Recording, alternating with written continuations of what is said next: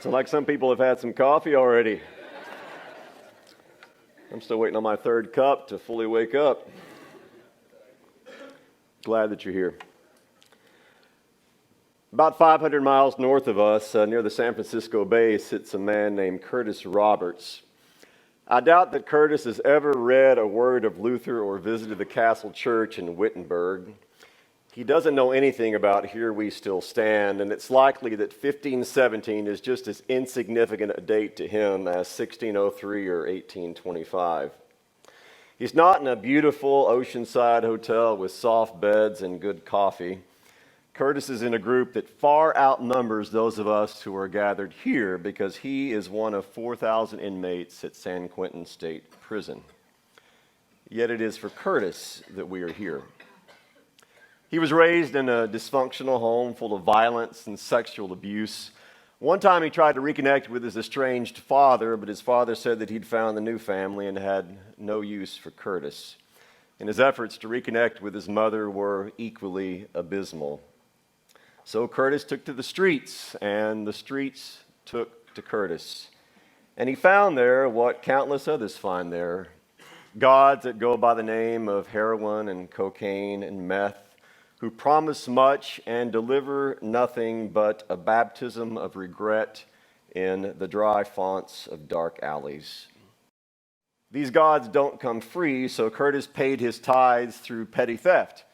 He was caught, incarcerated, and released, and then he did it again. And he was caught, incarcerated, and released, and then one day he did it again, grabbing two $20 bills from the cash register of a liquor store. And yet, again, he was caught, except this time it was his third strike. And so he was sentenced to 50 years or life. So now Curtis's life is sitting in a cell, 500 miles north of where we sit. And Curtis counts. He counts the years of his life. He counts the years that he's been serving his sentence. He counts the years since he was raped in prison. Most of all, he counts the years of how long it's been since he's seen his daughter. When he was incarcerated, his wife told him that she would bring their daughter to see him at least once a year. He's yet to see her face. For about a year, he had correspondence with her, and then it abruptly stopped, and that was 10 years ago. And still he counts. He counts his mistakes, his stupid decisions. He counts the diaries that he wrote for his daughter, and he counts yet again the years it will be till his release, when he will only be 82 years old. It is for Curtis that we are here, for the man who counts. It's for the 2.2 million other men and women who are behind bars in the United States, all of whom are counting. And it's for the millions of others who are on the streets and prisons of their own, behind the bars of addiction and abuse and sexual exploitation and meaningless violence. And we are here for people in even more spiritually sinister situations in the American suburbs, in the land flowing with silk and money, where we have drugged ourselves into such a state of spiritual oblivion that a cracked iPhone screen is the freaking end of the world. We're here for them all, and that all includes us. All of us who count, for whom numbers have taken on the status of demigods in our minds. It doesn't matter if we're like Curtis counting our days in San Quentin, like Sally counting how many days it's been since she fell off the wagon, like Thomas counting how many failed relationships that he's had, like Abraham counting up how many righteous people he needs to find in Sodom so God won't destroy it, like Peter counting up how many times he's obligated to forgive his brother who's been a raging jerk to him. We're all counting, using our fingers and toes and sometimes resorting to the scars on our hearts to keep track. 1, 2, 3, 4, 40, 4,000 onward Christian counters marching as to defeat. Numbers are seductive little sirens whose songs are beautiful and whose kisses are fatal. They woo us in by promising us a firmer grip on the steering wheel of our lives. Thanks to numbers, we can calculate the extent of our financial security by tallying up stocks and bonds and 401ks and the loose change between the couch cushions so that we can fear, love, and trust in something that we've tucked away for a rainy day. Thanks to numbers, we can count calorie intake, we can measure steps on our Fitbits, we can count how close we are or how far we are from conforming to some stupid image of a plastic model on a vain magazine. And thanks to numbers, we can count up how many worshipers there are in the pews and how much money there is in the offering plate. So hopefully we can stand up and pray, Lord, I thank you that I'm not like other churches. We're by nature counters. So long as we can add, subtract, multiply, and divide something, anything, we have some measure of control and comparison in our lives. A few years ago, when I was driving a truck in the oil and gas fields of the Texas Panhandle, I worked the graveyard shift with a guy named Chuck.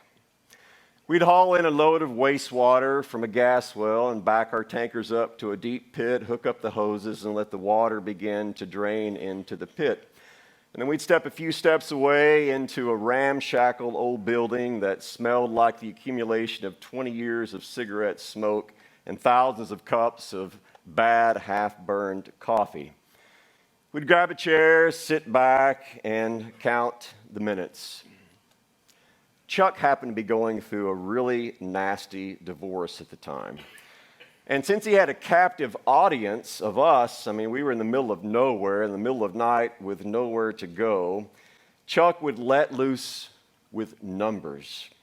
The number of guys he suspected his soon-to-be ex was running around with, the number of dollars that she spent on clothing she was too fat to wear, he would always add, the number of dinners that she hadn't made for him, the number of credit cards she'd maxed out, the number of fights they'd had over the kids, the number of beers that she drank when he was at work. He would count the bottles in the trash can every morning.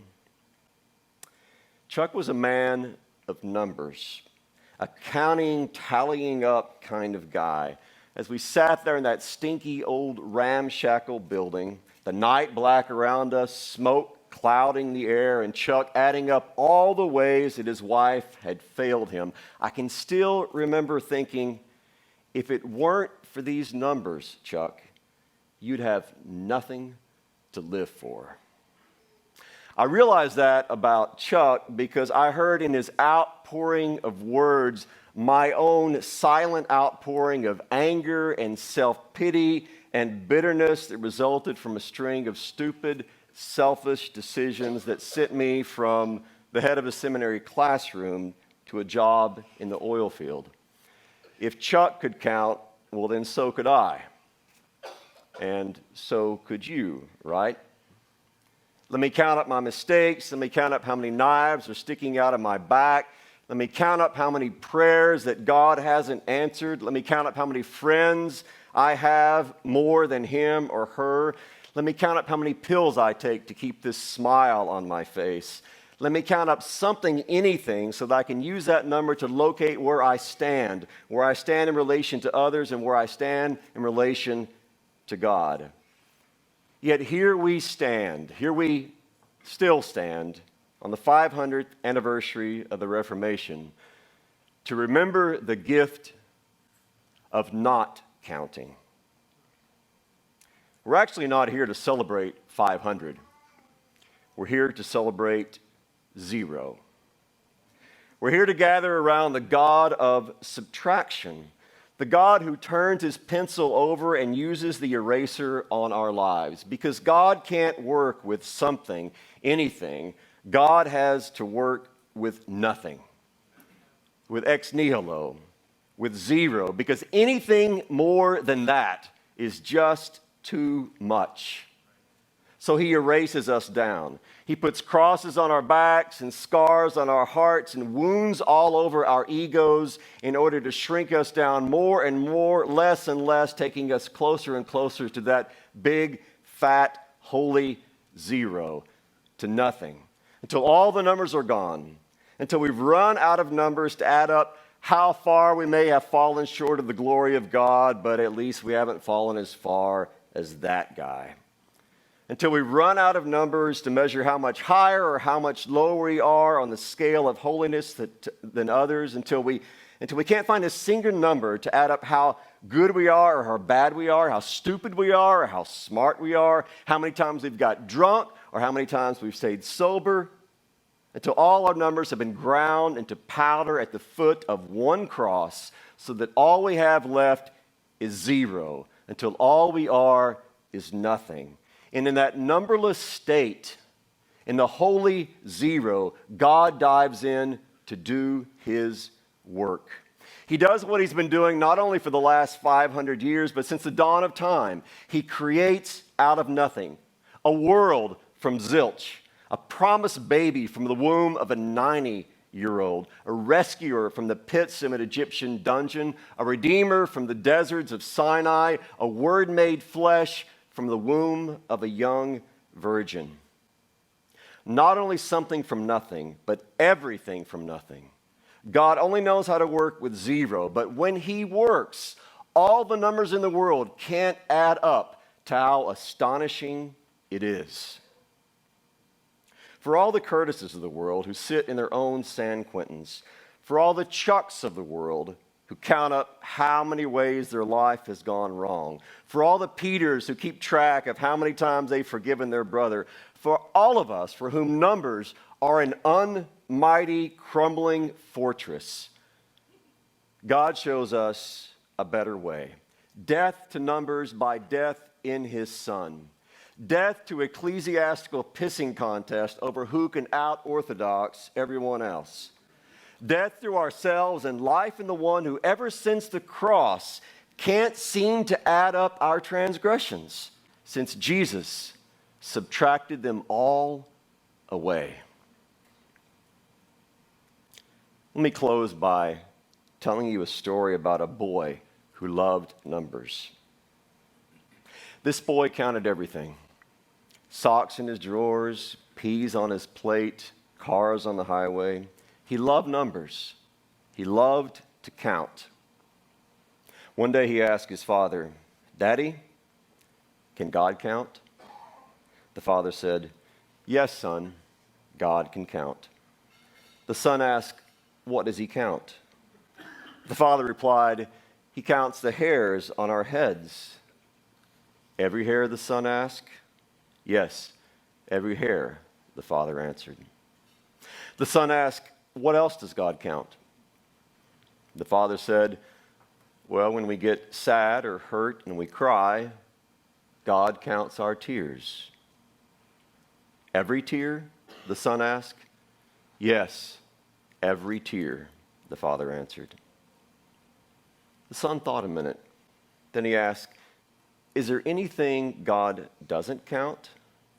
The father said, "Yes, there is one thing God does not count." The son asked, "What does he not count?" The father took his son's hand and led him down the hall. He stopped and pointed to the family's crucifix that hung on the wall. The father said to his son, "On the day Jesus died, God stopped counting our sins. He added them all up and gave them to Jesus. He will never count them again." "Every sin?" the son asked. "Yes," the father answered. "Every single one." Peace to you.